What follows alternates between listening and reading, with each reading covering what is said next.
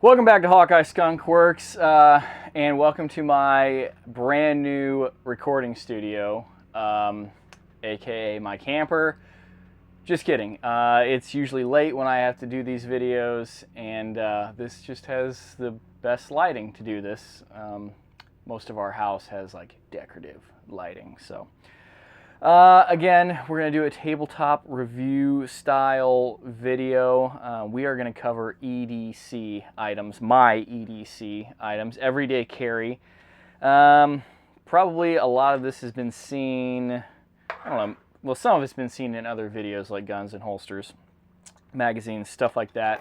A lot of it's been pictured on Instagram, but I figured I would go over it and make my own video. I've been watching a bunch of people's lately and figured it was time for me to do one. So first off, I guess we can just start with gun. This is my Glock 42 380 caliber. It's tan, black Cerakote slide. If you have any real in-depth questions about this, I've got videos covering this stuff, so you can search for those, or I'll drop some links down below and you can check those out. It's got night sights, reduced power trigger, Hive mag release, so that's pretty much that. Normally I carry an ETS. This is a +1 mag, so this is 7 with a Hive +2 base plate, so that gives me 9 plus so 7 and 2 is 9 plus 1 in the chamber. So that's what I usually carry. And then any given day I may or may not have an extra magazine on my person. I keep extra mags in my car, and I've got all kinds of those. So this is another ETS with a +1 base plate. So there is that. Normally I just carry with a simple Kydex holster. I make all these myself. This is a .06 thickness black carbon fiber with some purple trim washers, because why not? So I normally carry in my be 5 o'clock position, I suppose, is what you would call that. In the winter time, if I have a bit, flannel shirt or hoodie or something, I also have a real thin .06 black high ride outside the waistband holster that I like to carry a lot.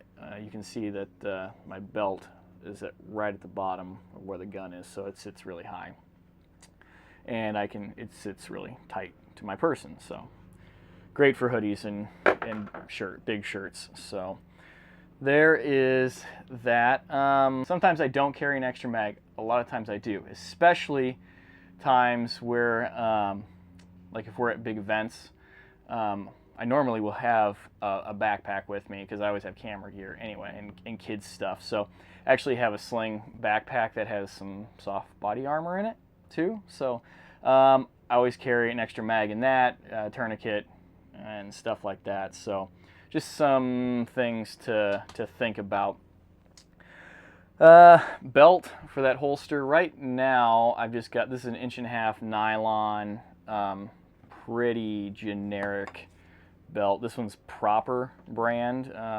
Came with a pair of tactical pants, some nylon ripstop pants that I got. I would definitely like to upgrade this, probably the Blue Alpha with Cobra buckle. It's just one of those things that I haven't done because I'm afraid it's not going to fit, and I have to send it back, and they're not the cheapest thing in the world. And again, I'm not law enforcement. I may or may not need that. So I wear this belt. I wear nylon pants quite a bit, ripstop pants. So I wear this with that. If I'm wearing jeans, I do have a leather belt that I wear, and it's an actual, I'm a stickler about that, I should have brought it, real leather. I think it's a Justin brand from the Country Western store. Thick, not laminated, vinyl, real deal, thick leather belt. So I have that as well. Moving on, we can cover one of my favorite things, knives. I'm a fan of Kershaw. A lot of people are, a lot of people aren't.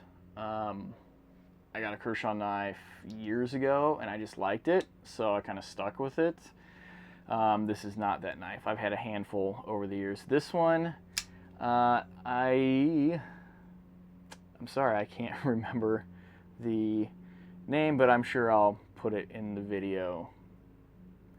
I picked this one up not too long ago. This one's made in America. They have made in China ones and they have made in America ones, which I kind of have a philosophy about that as well. Obviously, I like the made in America ones for obvious reasons. And they're not even that expensive, the made in US ones. I think this was $30, $40, and it's got a nice little American flag etched in the side there. Liner lock, blade, lock for the blade, nice like stone washed finish.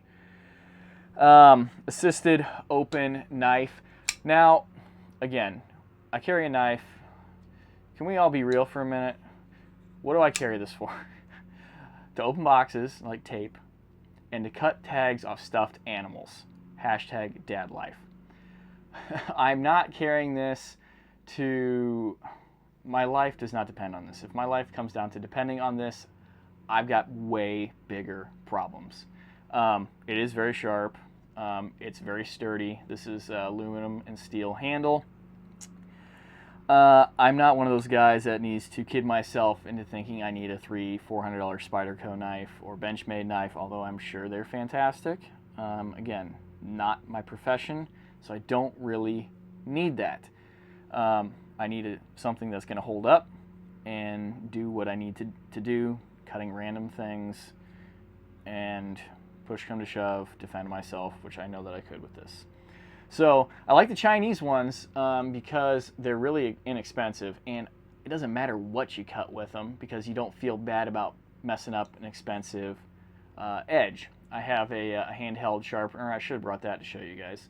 That I run them down every once in a while, and it keeps them super sharp. I had a leak that I had to send back to Kershaw. The little safety lock thing broke, and it needed a new edge on it, and they're warranted for life. So I sent it back. They fixed it. They sharpened it. Yeah, it took like a month, but it cost me $5 in shipping, I think, to do that. So I like Kershaw knives. I've got several of them. I keep them in extra backpacks that I have. So, to each their own there. I hope my philosophy on inexpensive and just needs to do what I need it to do makes sense. Another point on that is if I lose it or break it, I don't feel bad about it. So, yeah, I guess if you broke a $400 Spyderco knife, I'm sure they'd probably replace it. But that's going to come more into play on a few of my other things. So, I guess we can go on to flashlight. I don't always carry this. At night, I do carry it. This is a Nightstick brand light. You can see about how big it is, and it's about as big as a nickel. Around, it's an LED 90 lumen light, and it's got momentary and on and off. That is what I want in a flashlight. I don't need stupid SOS. I don't need strobing. I don't need high-low. I need on, off. It's got a nice belt clip on it. This is an aluminum body. I don't know if I mentioned that before. I got a Nightstick light as a gift many years ago, and I really liked it. And I wanted a light to keep in my pocket, tactical light, if you will. I think I paid $20 for this many years ago. I just checked. They're $14.99 prime right now. And I've had this light, banging around in center consoles. I've had it in backpacks, on trips. My kids take it, even though I tell them not to, because this is an emergency flashlight. It needs to stay in Daddy's emergency stuff next to his bed. So it runs on a AA battery. I think I've put 2 batteries in this over the life of it. I've probably had it 5-6 years. So again, $15-$20. My kids lose it. If I drop it, run it over with a truck, falls out of my pocket somewhere, it gets broken, I'm not out a fortune, okay? And this has worked for everything that I have needed it to work, and I have 100% faith in it. I usually carry my pocket knife in my right front pocket with the clip, and when I carry this, I will put this right next to it, because then I can, and I do practice this, I can draw from my 5 o'clock position. I don't really need to pull my shirt up with my other hand. I don't wear super long shirts. It's not really a problem. I can draw, and then I can reach into my pocket. This sticks out just enough there that I can reach in, my thumb behind it, pull it out, got my thumb on it, and I am ready to go. So why carry this stuff if you don't practice with it? If it, you know, again, defensive thing. So that is that. Now we'll get into kind of some of the, I don't know, I saw other people showing these things, so I figured I may as well. One thing that I never leave the house without, pretty much, is my watch. Seems kind of pointless nowadays because we all carry phones, but I've worn a watch for decades. So this is a Timex Expedition watch. It has LumiGlow. It's got the date on it. I looked, this came from Amazon. I think it was $30 many years ago, and it's been banged up against I don't know how many walls and dropped I don't know how many times, and it's been great. It came with kind of a chintzy leather band, but I'm a big fan of these NATO nylon bands. Again, pick them up on Amazon. $5 to the sky's the limit. I think this was $7. I've got a few other ones in different colors. We don't want to be fancy, but they work really good. They don't get super nasty with sweat, and you can wash them. Yeah, I like these bands a lot. And again, this is something, they don't sell this exact one on Amazon. I looked real quick. $20, $30 for a Timex watch. If you smash it, you lose it. You break it, your kids lose it. You're not out whatever you paid for your G-Shock. You're not out, you know. What other brands are there for tactical watches? I don't know. I'm not that cool. So another piece of merchandise of my EDC that falls into my has to be inexpensive and do their job are sunglasses. I'm pretty picky on the fit of my sunglasses. I don't like polarized sunglasses because it messes. When you're looking at a phone, it's weird, and looking out tinted windows, usually it's weird. My kids lose them, break them, scratch the lenses, or probably more likely I do any of those things. These cost $15 at my local hardware store. I really, really like these. You guys have probably seen me wear them a ton in my videos. But I won't be heartbroken. They've already got some scratches on them. You know, if somebody stole my Oakleys or my Ray-Bans, or, you know, I scratched them and had to get a new set of lenses, that would suck. If that happens to these, it doesn't really suck. So, last, we've got, I'm kidding, settle down. But yeah, other than that, the only thing that I didn't picture that's kind of like stuff that I carry is my backpack with the soft body armor in it. Carry that sometimes. And that really wraps it up. So I hope you guys really understand my philosophy on the inexpensive and must do their job. Now, obviously, I didn't go inexpensive on, you know, my main defensive weapon, if you will, even though I'm not in law enforcement. The thing that really boils down to protecting me and my family and others, I did not skimp out, so to speak. Everything else does what I need it to do. Good quality.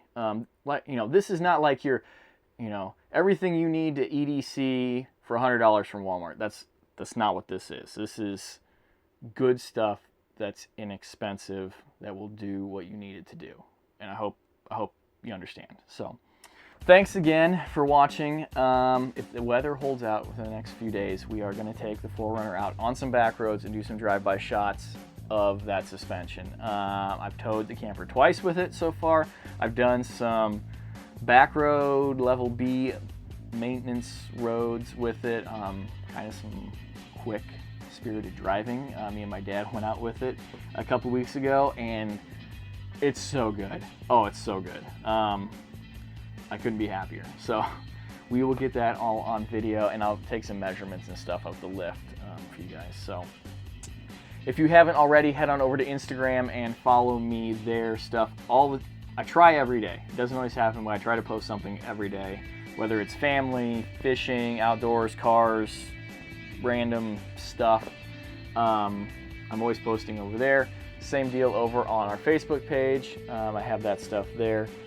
Please give the video a thumbs up if you liked my EDC stuff. Leave comments down below, suggestions, kind criticisms, if you will. Email me, hawkeyeskunkworks@gmail.com. Please subscribe. I don't know if I mentioned that. So, yeah, until next time, thank you for watching. Thumbs up, subscribe, Instagram, Facebook, all that good stuff. I will see you later. Take care. Goodbye.